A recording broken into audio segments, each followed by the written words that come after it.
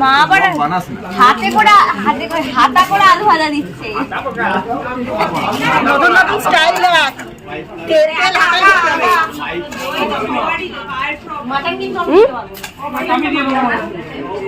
কিছু বল। তো এখন এখানে আমরা দুজনে খেতে বসে গেছি।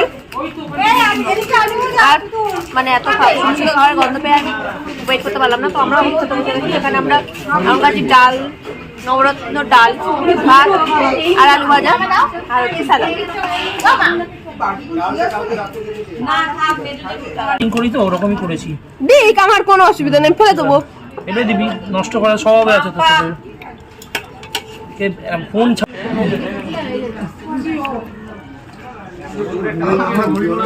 আমাদের কি হয় চুরি করতে হবে আমরা জানি।